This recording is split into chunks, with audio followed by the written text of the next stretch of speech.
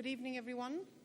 Thank you again for the opportunity to be here with you tonight and for the particular honor that you have bestowed upon me and for hosting, I think, at a very privileged environment of the Central University of Technology.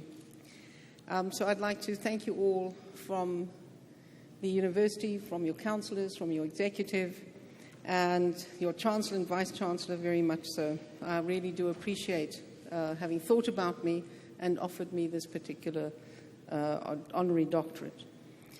I also feel that while you're honoring me with this, it is a tribute to many others who have made real efforts to make South Africa a better place to live in. And it's not just about the struggle against apartheid, but it is about the struggle to build a democracy. It is a work in progress, and it's going to be what we all make of it. But it'll be a better place for all of us, especially from the work that you're doing in this university, for the contribution you're making in terms of both the teaching and the learning and the students who are qualifying. Societies that are making progress are those in which the present generation enjoys a better standard of living than their parents. In many countries, this can no longer be taken for granted. Slow economic growth, high levels of sovereign debt, as well as personal debt, poorly performing education systems, unacceptably high levels of long-term unemployment, and the rising cost of aging societies imply that for many in the advanced world, the long-standing trend that for many that of their children living better than and being better educated than their parents and enjoying a higher standard of living appears to be slowing, or perhaps even reversing in some instances.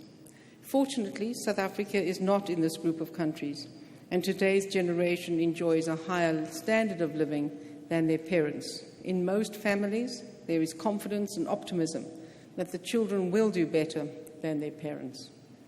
Our economy has grown steadily since 1994, with incomes per capita over a third higher now. Employment has increased, with formal sector employment having risen from about 7 million 20 years ago to around 11 million people working today. The global financial crisis, which emanated from the advanced economies, set us and other emerging market countries back somewhat.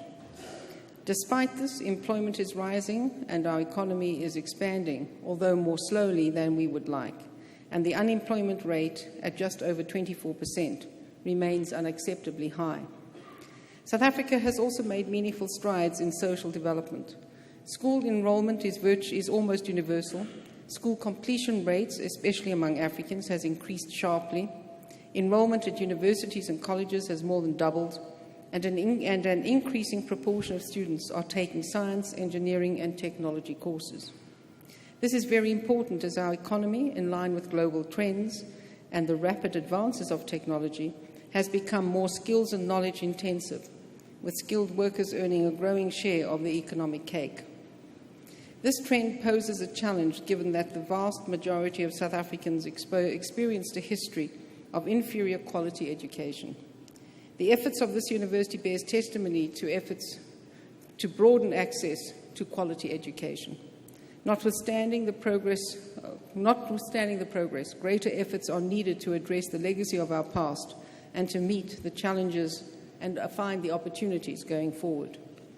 Even though our economy has improved significantly from 20 years ago, the economic crisis is in its sixth year, and the recent period has been very, very difficult. While most countries are out of recession, the crisis itself has not ended. Measures taken to address the unfolding developments had unintended consequences, resulting in a constant mutation. For instance, from a subprime crisis in the United States affecting homeowners and lenders to a systemic banking crisis, from a systemic banking crisis to a fiscal deficit and sovereign debt crisis in many countries in Europe, from a wave of significant capital inflows and appreciating currencies in emerging markets to where more recently emerging markets have had to deal with a reversal of these flows as well as depreciating currencies, and this at a time when many of them are also facing rising inflation and slowing growth. What is consistent through this period is that growth is slower than historical averages. Unemployment is higher, and in particular youth unemployment globally is a major challenge, standing at over 50% in a number of countries, including our own. The International Labour Organization projects that unemployment levels are only likely to reach pre-crisis levels by 2017, a full 10 years from the start of the crisis. 10 years is a long time in the life of any person. The effects in terms of human suffering, reduced households, savings, long-term unemployment, skills atrophy, and lost investment are likely to endure for an even longer period beyond that.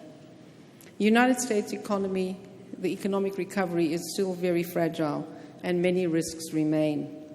This recovery in the US, still the largest economy in the world, is a positive factor for the rest of the world. However, partly as a consequence of higher growth, the reduction in the quantitative easing program, whereby the Fed is reducing its asset purchasing program by $10 billion a month, is having detrimental effects on many emerging markets and an unsettling effect on financial markets globally.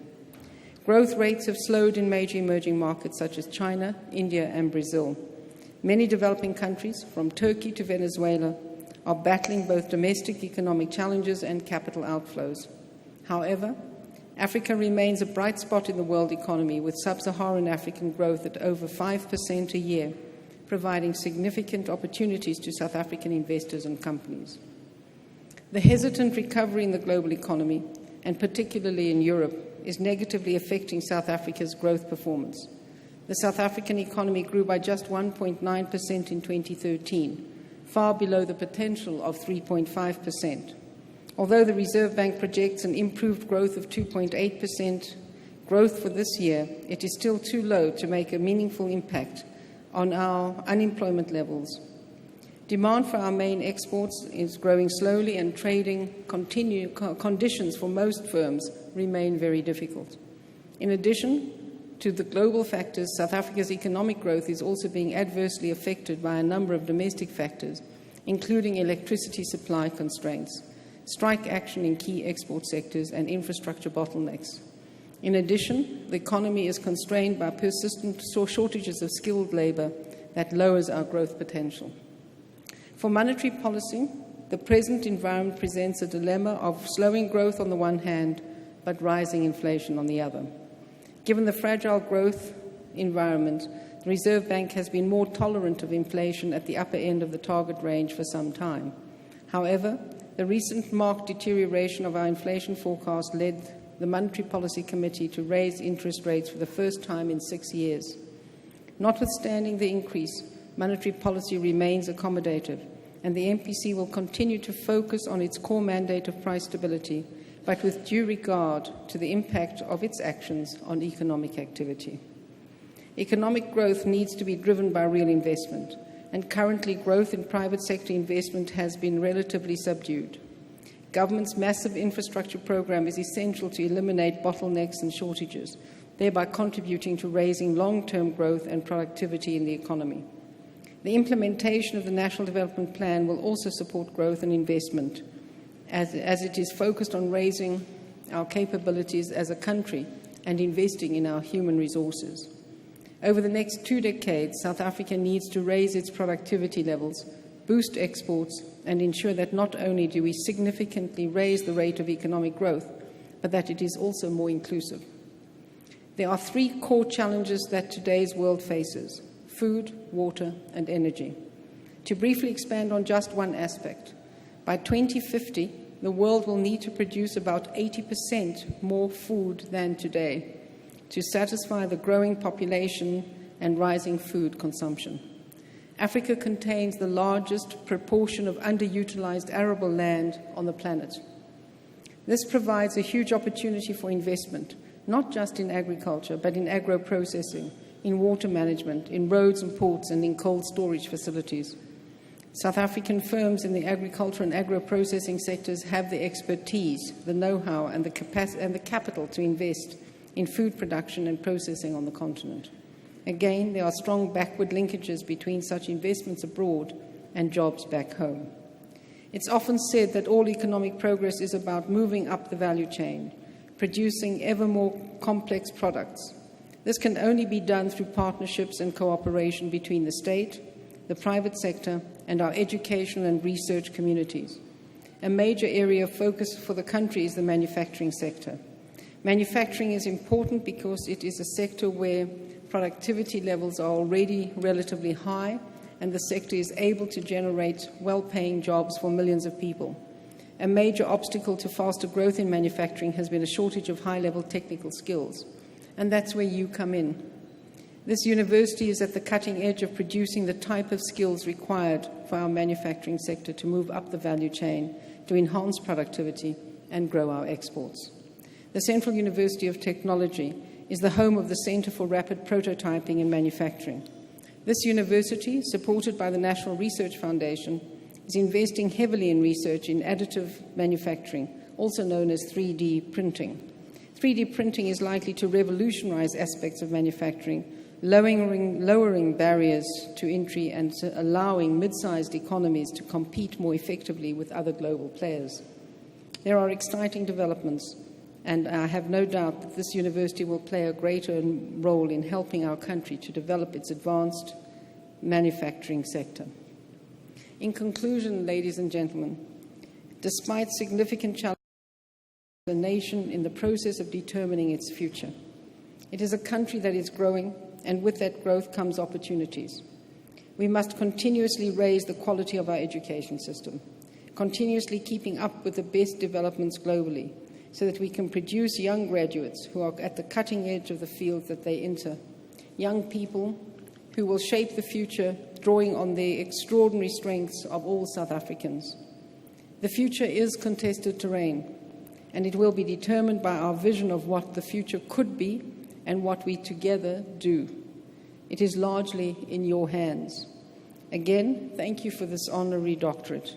I humbly accept it on behalf of all South Africans who are making a contribution to build a non-racial, democratic and prosperous South Africa. So again, thank you all very much. Thank you for inviting me to be part of this very important day in your calendar, and I really am deeply honored. Thank you very much indeed.